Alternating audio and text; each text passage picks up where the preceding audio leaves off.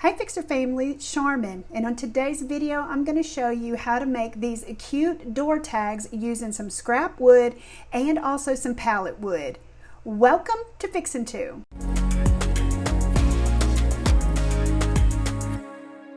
We're going to start by using a 28-inch long piece of a 1x8 that I had. I'm also going to be using some pallet wood as well.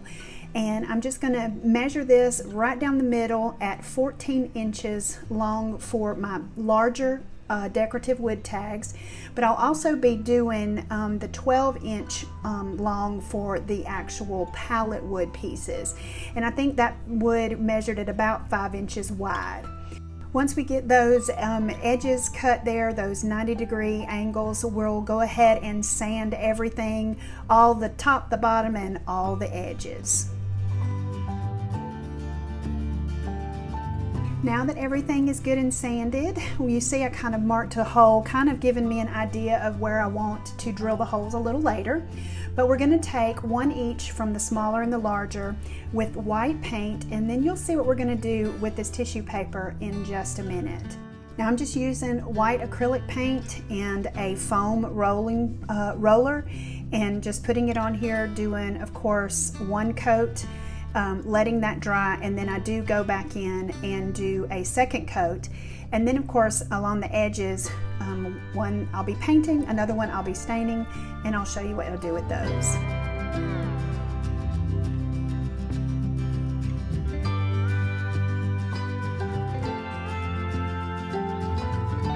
While those are drying, we're going to go ahead and pull the other two, and of course the smaller one we're going to paint black because this is the one I'm going to be putting Trick or Treat on, and then the other one you'll see that I'm going to come in and I'm going to stain it, and we're going to do a coat on the front, back, and of course all of our edges, basically giving that a full coat. And then you'll see I do the same thing with the other piece with the stain, just taking my Rust-Oleum Decorative Glaze stain in the color Java Brown.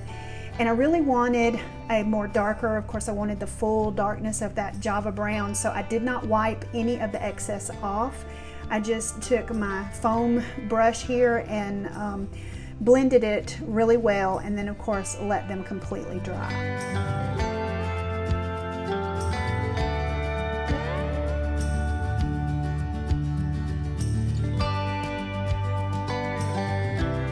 Now that everything is completely dry, I have cut a template, or a stencil I should say, on Aura Mask 813 using my Silhouette vinyl cutter.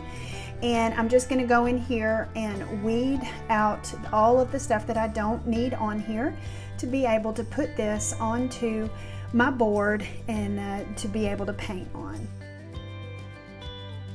Alright, now that we've gotten that weeded, we're going to take a piece of transfer tape and place it on our board here. And once we get it placed down, measured where you want it to go and everything, just easily peeling off the transfer tape so that we can get ready to paint. Now before we paint, we want to prepare these. Now with the stained piece of wood here, we're going to be using the polyacrylic to do the seal on it. Now you guys know that I've done this technique with paint, and we are going to do that on the black one, the smaller tag, but wanted to try this. I had seen it before, and I wanted to try it for myself to see how this worked. And guys, it turns out absolutely wonderful. Gives you nice crisp lines. There might be a little touch here or there that you might have to touch up, but nothing major. Now with the black, of course, we're going to be using our black paint, which is the base color already on here, so that if it bleeds, it will bleed the original color. So we go ahead, put that in, and then we're going to paint on top of that. Now this piece of wood did have a little crack down the center of it, and there will be a little bit of bleeding, but I'll show you how we fix that. Now that those are drying, we're going to take our tissue paper, got this at Hobby Lobby, I think $1.99, and we're going to go ahead, kind of see where we want to place it, cut off the excess, and then we're going to place this on top. Now a lot of people use Mod Podge, and I have done that as well. But I'm also going to use the polyacrylic on this technique. And I love the way that it turned out. And I'm going to put a little bit of the polyacrylic down on it, and then go in, lay my piece of tissue down, smoothing it out really carefully because it is tissue paper, and once it gets wet, it can tear very easily. So line it up very carefully, smooth it out with your hands, and then just kind of try to ease out the air bubbles. Now you'll see here in just a minute, after smoothing it out, I didn't quite have enough on the first coat in a little area. Just easily lift your paper and put a little bit extra underneath it there and smooth it back down, and it works just fine. Just got to be real careful. Once you get it smoothed out, all of your air bubbles out, then take a little more of the polyacrylic on your foam roller and roll it right on top of it, and then set it aside and let it dry. Don't worry about cutting any of the excess paper off yet. We'll show you how to do that in just a minute.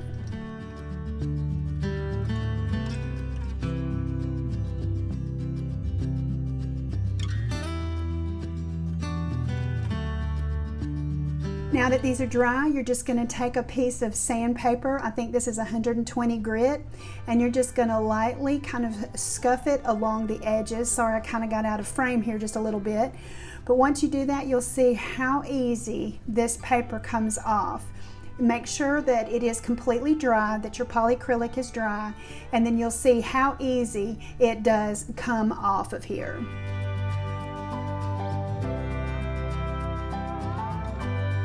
Now we are ready to pull off our stencil, and it comes, off pretty easy. It does tear as it gets a little bound, but it's easy to get off with using your little weeding tool.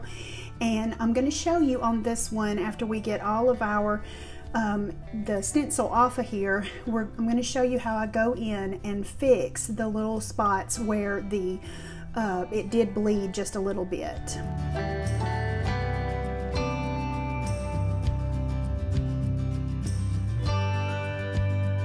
Now we're ready to touch up, and let me show you. See these few little places right here? We're going to be using our little dental tool that I use for weeding. Now I got this a little set at Harbor Freight, and I just take a little bit of paint on the tip of it, and then I go in and just touch the areas that need to be touched with that base color. Whatever the color is that it bled into, just use the tip of your little dental tool and touch it to that spot, and it's super easy to do touch-ups. Now it's time to drill our holes, and I'm just using it's a spade bit this one is a 1-inch spade bit, and I got a pack of these bits also at Harbor Freight, very inexpensive. I think it was a set of 4 or 5 different sizes for like $7.99.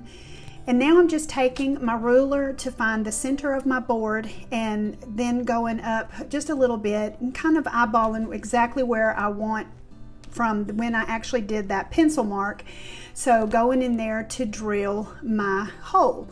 Now these spade bits, they're not your highest of quality, but they work. And you just get it in there, and of course you'll have to apply firm pressure and just drill it through. And you see I have these extra boards underneath here to help keep my work surface from getting damaged because it does take a little bit to get it through, but I promise you it is well worth it. It really, of course, makes it look like the tag. And once I got the first one done, then I'm going to just lay it on top of the second tag and use a pencil to use that as a template. So we'll do that and get those drilled out. Now I used a 1/2 inch on these smaller ones. I think it was either 1/2 or 3/4 inch on the smaller tags. Sanded up the little holes, and now I'm just going to go in and touch up the inside of it. It's a lot easier to do, to just do the touch-ups on the inside with whatever color or stain that you're using.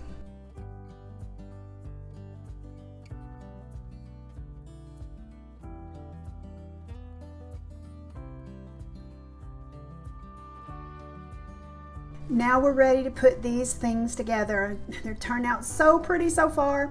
We're going to use E6000 and hot glue so that these will not bang around and they'll look super nice. We're going to take and go ahead and place dab of E6000 kind of all over the area where we want to place the other on top. And it's just dabbing the E6000 and then going back in with the hot glue. As I've always said, that, you know, short-term hold with the hot glue so that it'll hold it while the E6000 dries for the long-term hold. I'm going to go ahead and place just a paper towel on it so that it doesn't mess it up, and put something heavy to help hold it down. And then we'll do the exact same thing with our small one. Now you'll see I kind of put a very light pencil mark there so that I kind of know exactly where to put my glues so that I don't have the glue oozing out from underneath that top tag.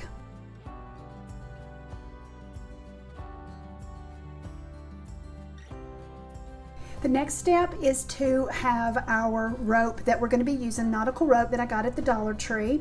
I'm going to be doing for the bigger tags, I'm going to do a 28-inch piece of rope doubled, and then I'm going to do the smaller one with an 18-inch and then basically double it twice. So it's going to be two 18-inch and two 28-inch. I hope that made sense. But then once you get it cut, then you're going to just loop it and push it down through the top, bringing the loop underneath and then pulling your rope through that loop, pulling it pretty tight. And then at the end of your rope, you want to tie a knot in it, and this will be your hanger as well as a cute decorative element to it. Once you get it tied super tight, then you can kind of cut off the ends and even them up if you want to. And we'll do that with both of them. And then of course we're going to create a bow for them.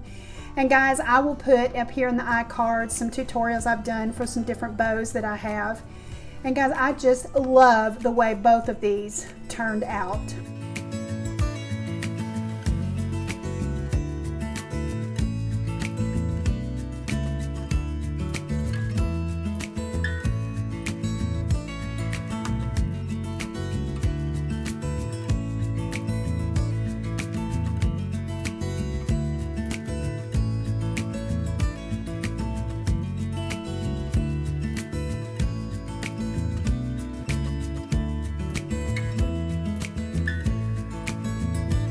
Well guys, I hope that you enjoyed this project as much as I did. And if this is the first time that you're joining me, welcome. I'm so glad that you're here. Consider sticking around and becoming a part of the Fixer family by hitting that subscribe button and the notification bell so that you're notified each time I upload new videos. Now, I upload videos every Sunday, and I would love for you to join us. And if no one has told you today, you are absolutely amazing. And always remember to keep looking up, because that's where it all is. I'll see you on the next video.